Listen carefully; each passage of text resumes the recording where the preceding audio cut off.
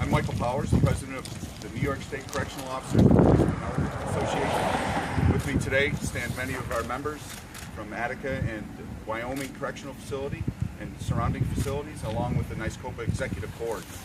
We're here today to discuss and to talk about some of the public campaign that we're going to be going on to discount and to inform the public and many of our people in the state legislature as to the real goings-ons behind our walls and our fences of our correctional facilities. Much of this campaign will be sharing the information locally, and we appreciate you coming out today to visit with us. Most of our genuine concerns at this point in our department is the significant rise in assaults in our correctional facilities on staff. Despite repeatedly relaying our concerns about inmate attacks on staff to the DOC's leadership, the number of assaults are on pace to go over 700 by the end of this year. That's an 11% increase from last year. The assaults on staff have increased by 24% since 2010, even as the inmate populations have decreased by 3,000 since 2010. The Department of Corrections and Community Supervision statistics show zero number of serious assaults on staff and less than 1% moderate assaults.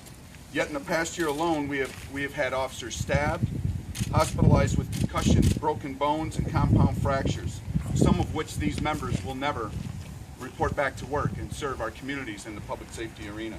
They simply cannot continue to downplay the injuries our members are sustaining in our facilities. Contraband is continually making its way into our prisons. Drugs are an ever-increasing problem amongst inmates. The reintroduction of heroin in our correctional facilities is creating a violent workplace. The introduction of synthetic drugs such as Suboxone and synthetic marijuana are creating a violent environment in our workplace. Makeshift weapons hidden by prisoners that are used against other inmates and staff. Several lockdowns have occurred over the past year and have turned up dozens of weapons in each and every facility that has been searched. The increase in gang activity and gang violence in our facilities is significant compared to 3 to 4 years ago, and with that brings an increased amount of violence. 15 facilities have closed since 2010, and the reclassification of inmates from the maximum security prison to the medium security prison has just compounded all the other factors we've just discussed in creating a violent workplace on behalf of our members. The continued practice of post-closings in our facilities create an unsafe work environment. It's a procedure that's been happening for some time now, and it's something that goes unheard of when we discuss it with our agency. There's a persuasive problem throughout the DOC system that has seriously put our members at risk and has not been effectively addressed by their administrations at the local level or at the statewide level. There have been many reforms and initiatives imposed by the Department of Corrections and Community Supervision to our members in the workplace. Much of these reforms and policies and guidelines which they are implementing in our facilities is detrimental to our health and our safety in our workplace. Recognizing that a correctional setting is not a perfect place to work in some aspect, but to also have the guidelines and policies redirected to effectively make us the target and the victim. Disciplinary system within our correctional facilities is changing. When there's a crime committed inside the walls or the fences of our correctional facility, the infractions or the discipline imposed is lightened. The solitary SHU time, if you will, is also considered to be lightened at this point. Many of these policies are some of our genuine concerns that we've shared with our department, and they've gone unheard. I want to thank everybody for coming today. We have representatives from Senator Gallivan's office and Assemblyman Walter's office, and we appreciate them coming here today to hear our concerns, to help us educate the public and our members of the legislature.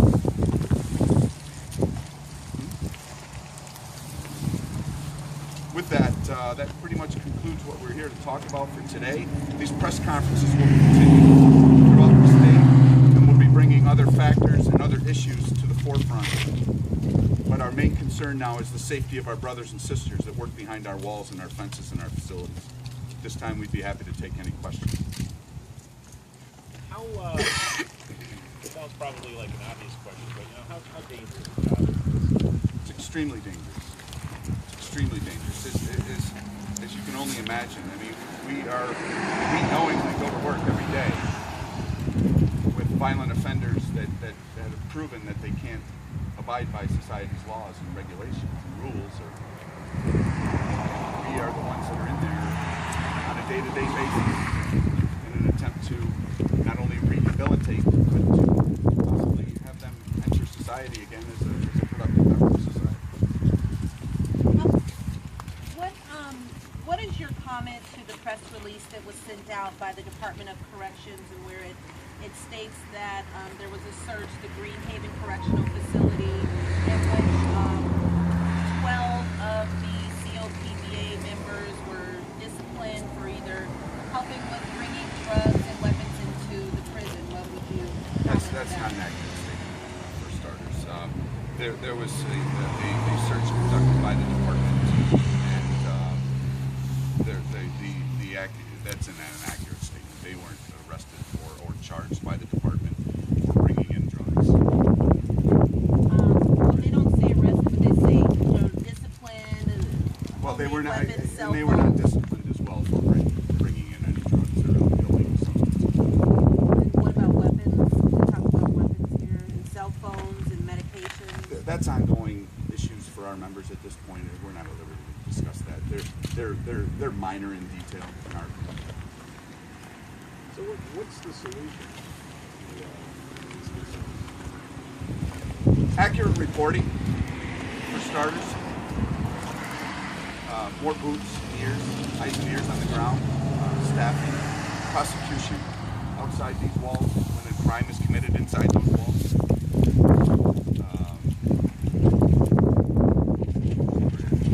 The SHU sanctions, the disciplinary. We're looking for the department to basically reel back a little bit on some of their initiatives that they're pursuing as far as the SHU time restraints as far as they can confine an inmate for activity inside the wall. It's detrimental to the safety and security of the facility, and also there's no true consequence for an action, whether it's minor or major or serious or moderate, of a potential crime that's committed inside the facility, and the punishment goes unmet, and that sends the wrong message in saying that they're empowering the inmate population to be able to allow them to perform these functions with very little recourse for these activities of crime. So what's changed now? You said there's less population. So what's changed inside the walls for you? We have regarding the reclassification of inmates, and a lot of it's changed. And I already expounded on some of it. The significant rise in gang activity in our facilities. The inmate tends to be more violent today than it was. The gang activity that comes from the street that comes into our facilities is ever more prevalent, which promotes and creates a violent atmosphere. The inmate coming in today is typically a bit more violent than they were 5-10 years ago. You have a reclassification coming from a facility such as Attica that would fall back to the facility behind it in Wyoming, which is a medium security. 3 short years ago, the department was operating at 120% capacity of maximum security inmates. Now they're operating at just a shade over 100,000. What they've done is they've implemented programs and modifications to their sentencing and sentencing laws to allow these individuals back out on the street. You see the recidivism in the streets today, not too far from where we are now in Rochester, where you had 2 violent attacks shortly after the fact of these 2 offenders being released from state prison. In essence, what they've done is they've decreased the number of the maximum security percentage in our facilities, and they've put them into a less secure environment in our medium facility, which just promotes and breeds violence. And so, The changes that are underway at, let's say, Attica here, where there's going to be a first deputy superintendent to help in the oversight of the facility operations, and that they're going to have video camera coverage for all the yards and corridors. Is that enough for a facility, or are there more changes that you'd like to see? To start with, in essence, what you need in this setting are more eyes and ears on the ground. You need to have more staff in our facilities. Can I just jump in here for a quick minute? Exactly what you said is exactly the problem. Is because Doc is still quick to add a first deputy of whatever title that they want to give. And these positions are over $100,000 a year. They're quick to add management staff, but yet they continually cut the correction officer that does all the work. The correction officer is the front line, and that's the problem here. Doc mismanages the department, and they're going to give you a press release about our officers supposedly they're getting contraband, but yet they will not ever put out anything about an inmate on the assault on the officer. Why is that? Their priorities are backwards. I can't stress that enough. Backwards. What is your name, first and last? Vinny Blasio. Can you spell it for me? Sure. B-L-A-S-I-O. He's our recording secretary. Obviously sounds, you're obviously frustrated by all of this. Very much so. The department that's why has its we're here priorities today. backwards. It's time that the department steps up to the plate, recognize that they have a problem, and protect the people that are protecting this community and this state. Can you give specific examples of problems that corrections officers have run into recently here at Attica? I have a document in my hand that's dated October 1st of 2014, and it states that 0 serious assaults have occurred since that point. On September 24th of 2014, at Elmira Correctional Facility, acting on suspicion of contraband being in an inmate's cell, 2 officers responded to this area to go in and perform a contraband search. They were both violently attacked, one of which was stabbed 7 times in the upper body. The other individual was stabbed twice in the hands, attempting to stop the individual from stabbing his partner. That's one instance. Last week, to talk about reclassification, we had an inmate at a medium facility in Columbia County where this inmate has no business being in a medium security prison. His history in the prison system dates back to 2001. His history in the Department of Corrections does not warrant him to be in a medium setting. He hid himself and came out and physically accosted, attempted to sexually molest or assault, I should say, a female staff member of ours. That individual does not belong in it. Those are 2 instances that came within the last 6 weeks. We're on a track right now to push almost 700 assaults on staff in our state system. Last year, and that's a 24% increase from 2010, as we mentioned, an 11% increase from last year. So the rise is there, it's evident, it's in the numbers. Numbers don't lie, and that's where the truth lies. That's why we are here today. We are frustrated. We're upset. We feel that our meetings go unheard, that we get the proverbial lip service. Our issues are vast, and the department's issues are vast. We feel there's a bit of a disconnect. Our organization is based off our members, statewide, 20,000 strong, and they feel disrespected. And on their behalf, out of the jobs that they perform, we're here today on a statewide sweep to bring their issues to the forefront. And we'll continue to do so until we're treated with respect. What are you specifically asking for? Multiple things. This is going to be a long campaign. What we want, basically, is the things that we were told we were going to get to be implemented. We don't want a numbers show where they're saying we're coming here and we're going to give you this and then not have, at the end of the day, not have what we need. We vitally need staff in our facilities. That's the ultimate goal for us. We need reform. We need to be acknowledged for the job that we do, the very stressful job that we do. Not to take anything away from our military personnel, but nationwide a study was conducted, and the majority of occupations, the highest for PTSD, is a corrections officer. That speaks volumes as to what we deal with on a daily basis behind our walls and fences. Is there any current correction officer that'd like to speak about, just the changes? We're all correction officers, supervisors. Current. Okay. One of the things I would like to, just to follow up on your point, one of the things I just would like to say to follow up on your point, and what President Powers has touched on, was that you've asked what changes that we would like to see. One of the changes is obviously the facilities are funded for X amount of posts and they close them. We would like to see all posts remain open. That's a discussion we have repeatedly with the department. They refuse to hear our concerns. The second part is an incident that's happened locally in Oaxaca.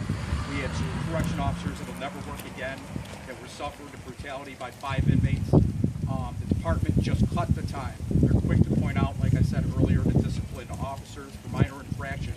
But here we had a beating that suffered from 2 correction officers at the hands of 5 inmates. And the department, because of their SHU new guidelines that are putting our members in harm's way, have actually given time cuts to these inmates. The internal sanctions that keep our members safe has turned, and that's what's causing one of the problems of the violence, because it's emboldening the inmates to create more time because they know that there's a lack of penalty.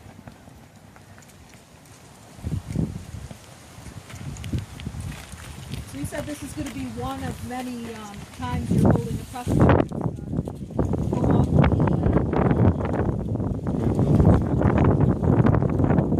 In Central New York. We'll be doing it shortly after all week before the new year. We'll issue another press release, and we'll be discussing other topics. This is, like I had mentioned, we have many issues, and our issues come at the forefront of our members.